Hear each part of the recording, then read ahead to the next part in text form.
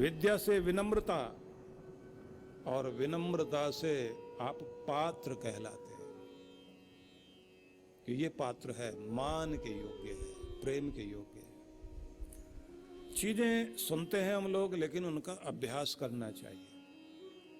शिष्ट लोगों की पहचान होती है, विनम्र होते हैं, शालीन होते हैं, और इस बात का जरूर ध्यान रखते हैं कि आपको दूसरों की बात ज्यादा सुननी चाहिए, अपनी बात कम बोलनी चाहिए, क्योंकि कान दो हैं, जीभ एक ही है। कान दो हैं तो सुने। कमाल की बात यह है कि पति भी पत्नी को बोलता है, सुनती हो जी, वो भी कहती है सुनते हो जी। सुनते दोनों ही नहीं है। इस दुनिया में कोई भी किसी की सुनने को तैयार नहीं, सुनाने को सब तैयार है। और फिर साथ में कहता है कि कोई एक कहेगा तो 10 सुनेगा। सुनाने के लिए हम बहुत उत्सुक हैं। परिणाम होता है जब ज्यादा सुनाने में आ जाते हैं तब कहते हैं तू मैं, तो वो तू मैं वो विवाद है, फिर वहां संवाद नहीं है। इसलिए बातचीत हो ना हो, बातचीत महत्वपूर्ण नहीं है, संवाद महत्वपूर्ण है। संवाद वो होता है जब हृदय की बात हृदय तक पहुंचे, तब वो संवाद कहलाता है, और संवाद सब विवाद को खत्म कर देता है। तो सार में हम लोग ये समझें कि जब गीता आप पढ़ने लग जाते हैं तो आपको बहुत कुछ वो मिलता है जो आपको इधर उधर कहीं से भी नहीं मिलता। जब भगवान ये कहते हैं संतुष्ट सततम योगी यत्तात्मा दृढ़ निश्चय मयि अर्पित मनोबुद्धि यो मद भक्त स मे प्रिय। सतत संतुष्ट जो व्यक्ति है, सतत संतुष्ट वो है। थोड़ी देर के लिए तो संतुष्ट हर कोई हो जाएगा, सदा संतुष्टि बनी रहे आदमी के अंदर, ऐसा व्यक्ति ही धन्यवाद के गीत गा सकता है। असंतुष्ट आदमी शिकायत ही करेगा। असंतुष्ट आदमी के चेहरे पर प्रसन्नता के भाव नहीं आ सकते, संतुष्ट के चेहरे पर प्रसन्नता के भाव आएंगे। असंतोष चारों तरफ है। मैं निवेदन करना चाहता हूं कि संतुष्ट होइए आज तक की उपलब्धियों पर। सिकंदर को, अलेक्जेंडर को अरिस्टोटल ने, अरस्तु ने अपने उपदेश में पहली पंक्ति, 5 उपदेश दिए थे, जिनमें पहली पंक्ति यही थी कि आज की उपलब्धि में संतुष्ट हो और आगे बढ़ने का मार्ग दिखाई दे तो पूरे उत्साह जोश के साथ आगे बढ़ो। आगे बढ़ना कभी छोड़ो नहीं, लगातार बढ़ो, लगातार बढ़ो, लगातार बढ़ो। लेकिन जो उपलब्धियां पा चुके हो उसमें संतुष्ट हो। संतुष्ट होने का मतलब है कि धन्यवाद करने के लिए तत्पर, प्रसन्न रहने के लिए तत्पर। आत्मतुष्टि जब आ जाती है, भगवान ने इतना दे रखा, यहां तक के लिए सोचा था उससे भी ज्यादा आ गया। बेचैन होते ही आदमी क्या कहता है, ये तो कम है और आना चाहिए। तो आना तो चाहिए। जो अब तक मिला उसकी खुशी मनाई, उसकी तो खुशी मनाई नहीं। जो प्राप्त है उसमें तो आनंदित हुए नहीं, जो अब प्राप्त है उसके गम में डूबे हुए हैं। हम अपनी जिंदगी में दुख को आगे से आगे बढ़ाते जाते हैं। इतना मिले तो खुश हों, और वहां पहुंचने के बाद लगता है ये तो कम है, और ये मिले तो खुश हों। पूरी जिंदगी में हम आगे आगे के लिए बढ़ते जाते हैं, लेकिन खुश होना भूल जाते हैं, कभी खुश हो ही नहीं पाते। और अगर संतुष्ट हो तो हर पल खुश रहेंगे, और मिलेगा तो और खुश होंगे। जो मिला है उसमें भी खुश हैं, और आगे जितना भी आता जाएगा आनंद के साथ जी रहे हैं, आनंद के साथ कदम आगे बढ़ाते जा रहे हैं। तो अपनी उपलब्धियों के लिए थैंक्स करने पहुंचो। आभार व्यक्त करना जान जाए आदमी, जिंदगी आनंद से भर जाती है। इसलिए एक नियम सिखाया जाता, साधना में हम लोग कराया करते हैं कि अपने जीवन में प्राप्त 10 नेमतें कागज पर लिखो। जब साधना कराते हैं ना, ये बात ध्यान रख लेना कि जो वर्कशॉप होती है मेडिटेशन की, वो 10 सत्संग के बराबर होती है, एक ही अकेली जो हम लोग कराते हैं। तो 10 नेमतें लिखनी होती है कि ये भी, इसके लिए भी धन्यवाद, इसके लिए भी धन्यवाद, इसके लिए भी धन्यवाद। और जिसके लिए धन्यवाद कहते हैं बस झूम जाएं कि क्या कृपा हुई तेरी, कितने समय से जो चीज मैं चाहता था वो मेरी जिंदगी में चीज आई, कितना कितना धन्यवाद करूं, लाख लाख शुक्र है तेरा।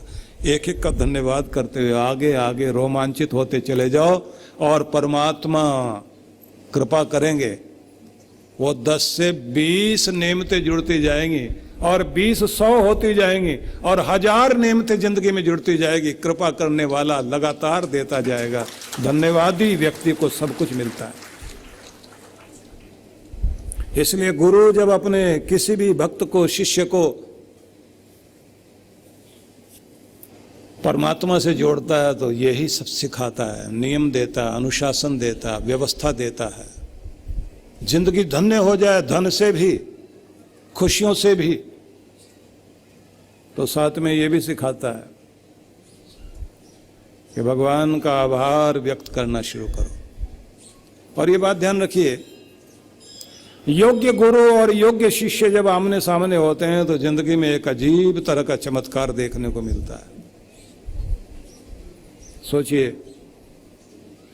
अर्जुन अपने आप में एक अलग तरह का वीर धनुर्धर पर योग्य शिष्य, और कृष्णम वंदे जगत गुरु, तो जगत के गुरु है। दोनों का आमना सामना क्या हुआ, इतिहास बदल गया, युग ने करवट ली।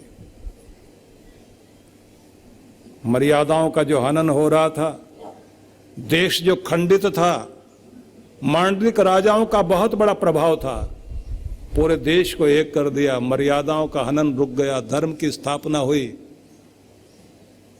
हजारों वर्षों तक वो प्रभाव चला। समझ लीजिए कि 3000 साल तक वह प्रभाव लगातार चलता चला गया। उसके बाद फिर बीच में कर्मकांडों के कारण कुछ चीजें आई,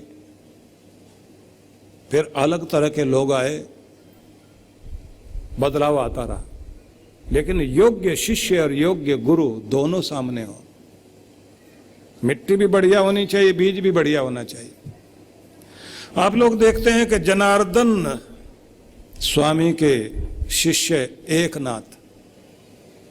एकनाथ गोदावरी तट पर तपस्या करते रहे। जीवन में कृपा हुई थी जनार्दन स्वामी की। और फिर उनके शिष्य गहनीनाथ के शिष्य फिर निवृत्तिनाथ, उनके शिष्य फिर ज्ञानेश्वर, संत ज्ञानेश्वर, अद्भुत संत, छोटी सी आयु में ज्ञानेश्वरी टीका दी। गुरु योग्य शिष्य, गोविंदपाद गुरु, शिष्य शंकराचार्य, ईश्वरपुरी गुरु, शिष्य चैतन्य महाप्रभु, रामकृष्ण परमहंस गुरु, शिष्य विवेकानंद, पूर्णानंद गुरु, शिष्य विरजानंद गुरु, शिष्य दयानंद, प्राणनाथ गुरु, शिष्य छत्रसाल, समर्थ गुरु रामदास महान गुरु, शिष्य शिवाजी महाराज, चाणक्य अद्भुत गुरु, शिष्य चंद्रगुप्त मौर्य। एक अद्भुत परंपरा है। महान गुरु रामानंद स्वामी, शिष्य कबीर। महान राजस्थान की धरती पर गुरु दादू दयाल, शिष्य रज्जब। पतंजलि महान गुरु, शिष्य पुष्यमित्र। कितने सारे नाम लेते चले जाए। योग्य गुरु, योग्य शिष्य। गुरु को शिष्य अपने आप को समर्पित कर दे और गुरु अपना अमृत पूरा उसमें भर दे तो दुनिया में चमत्कार घटा करते हैं। तो इसलिए मैं आपसे निवेदन करना चाहता हूं, गुरु कृपा होती है तो बहुत कुछ जीवन में घटने लग जाता है। तो गुरु सिखाता है अनुशासन, नियम, व्यवस्थित होना, जीवन का प्रबंधन, समय का ठीक से पालन करना। जीवन को कीमती बनाने के लिए जितने भी सूत्र होते हैं गुरु देता है। उन सूत्रों को पकड़ करके अगर हम अपने आप को चलाना शुरू कर दें, पहले दिन में ही परिवर्तन आना शुरू हो जाता है। और उससे भी एक मजे की बात और, गुरु आपको सोना जागना भी सिखाता है। जो सोवे सो सुन्न में, जागे तो हरि नाम, जो बोले सो हरि कथा, भक्ति करे निह काम। शून्यावस्था में सोना सीख जाए, आनंद में जागना सीख जाए व्यक्ति। मतलब जब आप सोते हैं तो शांति की संपदा आपके मानस पटल पर इस तरह छा जाए कि शांति आपकी शक्ति बन जाए। और जब जागृत हो जाए तो आनंद की लहरें आपके चेहरे पर हो। मजे की बात यह है कि रात्रि में आखिरी विचार जो आपका होता है वो आपके भावी जीवन पर बहुत बड़ा प्रभाव डालता है। और सारे दिन की निराशा घटते घटते घटते घटते रात्रि में इतनी गहन हो जाती है, इतने बोझिल पलकें लेकर के हम लोग बिस्तर पर जाते हैं, ऐसा लगता है जैसे मेरी तो पूरी जिंदगी ही निराशा से भरी है, पाया ही कुछ नहीं। अनेक तरह की पीड़ाएं लेकर के बिस्तर पर जाते हैं हम लोग। कुछ लोग वे हैं कि जो पीड़ा होती नहीं लेकिन वो टीवी से ले लेते हैं, और धारावाहिक कोई ना कोई सीरियल देखेंगे और उसके बाद कहते हैं देखो बेचारे का कल क्या होता है। कुछ को वो देखने की आदत नहीं, वो ऐसे समाचार देखते हैं, वो समाचार कम होते हैं, सनसनी ज्यादा होती है। सिहर जाए आदमी, हतप्रभ हो जाए, क्या होगा क्या होगा क्या होगा। और अब तो कमाल की बात है कि समाचार वालों ने भी बीच में, आदमी पहाड़ से लुढ़क रहा है और गड्ढे में गिरता जा रहा है, बीच में वहीं रोक करके कहते हैं मिलते हैं ब्रेक के बाद। आदमी पानी पीते पीते भी गिलास हाथ में ले रखा है और कह रहा है एक बार जरा विज्ञापन खत्म हो जाए। वो आदमी देखते हैं बेचारा गड्ढे में गिरा है या बच गया। आप सोचते हैं कि इससे क्या होता है। जो भी घटनाएं आपके अंदर घटती हैं, जिनका प्रभाव आपके मस्तिष्क पे आता है, चाहे भय का, चिंता का, दबाव का, क्रोध का, उसका प्रभाव आपके न्यूरॉन्स से लेकर के आपके जितने भी इंडोक्राइन ग्लैंड्स हैं, आपकी भावनाएं उत्पन्न करने वाले जितने भी आपकी ग्रंथियां हैं, उन सब पर इतना अद्भुत ढंग से असर आता है कि उसके कारण आपके शरीर में वो वाले हार्मोन्स पैदा हो जाते हैं जो आपके शरीर में जहर पैदा करने लग जाते हैं, जो ऐन मौके पर बचने के लिए, दुर्घटना से बचने के लिए आपको दिए जाते हैं। एकदम एक अलग तरह की शक्ति दी जाती है, उससे आपके अंदर बीमारियां पैदा होने लग जाती हैं। दुर्भाग्य ये है, शुभ शुभ बोलते बोलते आदमी सोना चाहिए, अच्छा कहते कहते सोना चाहिए। हम अशुभ को देखते देखते, चिंता करते हुए, दबाव सहते हुए तब सोने के लिए जाते हैं। सवेरे फिर अखबार लेकर के बैठ जाते हैं। मेरे पास जब मंत्र दीक्षा लेने आते हैं लोग, तो मैं सबसे पहले एक बात ये कहा करता हूं कि 24 घंटों में से 24 मिनट तो भगवान को दो, और 24 घंटों में कम से कम 24 मिनट अपनी सेहत को दो। आपकी जिंदगी संभल जानी चाहिए और आपके भगवान की कृपा आपकी तरफ मुड़नी चाहिए। और एक बात ये कही जाती है कि इस बात का ध्यान रखना कि जब तक आप अपने परमात्मा की आराधना न कर लें तब तक टीवी और अखबार से नहीं जुड़ना। पूजा पाठ कर लीजिए, जब आप नाश्ता वगैरह कर लें उसके बाद आप अपना अखबार पढ़िए। और अगर टीवी खोलना ही है तो सत्संग वगैरह देख लीजिए, आप भजन सुन लीजिए, वो सब चीजें मत खोलो। बुद्धू बक्से के सामने बैठे जरूर, लेकिन इतना नहीं, जानकारी ले लीजिए। देश की, विदेश की, दुनियादारी की जानकारी लेना तो ठीक है, लेकिन इतनी जानकारी मत लीजिए कि आप खुद से अनजाने रह जाएं। आपके हाँ, एक चीज जरूर किया करो, हंसने हंसाने का अगर कार्यक्रम आता हो वो जरूर देख लिया करें, क्योंकि उससे आपके चेहरे पर प्रसन्नता आती है। और एक बात का जरूर ध्यान रखना, जब हंसने की बात आए बहुत खुल के हंसना, कौन देखकर क्या कहेगा ये मत सोचना। हमारे एक महात्मा जी थे, वो ये बोला करते थे कि देखो भाई, हंसना बहुत जरूरी है। परमात्मा ने ये वरदान जब आपको दिया है, मनुष्य को दिया है, और मनुष्य हंसे भी नहीं, खुश भी नहीं हो, तो फिर गधा, घोड़ा, गाय, भैंस, इनको तो हंसने का मौका ही नहीं मिला। तो अगर भैंस हंसने लग जाएगी आपको देखकर, तो आप तो जिंदगी में कभी हंस ही नहीं पाएंगे। इसलिए आपको खुश तो रहना ही चाहिए।